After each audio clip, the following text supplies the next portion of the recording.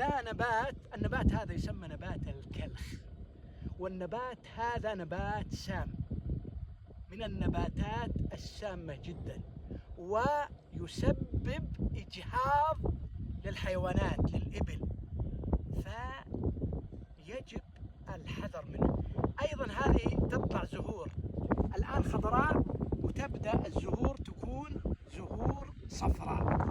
هذا نبات الكلخ وهو من النباتات السامة. هذا نبات الكلخ وهو من النباتات السامة، وكما قلنا يسبب إجهاض للحيوانات للإبل للغنم للماشية.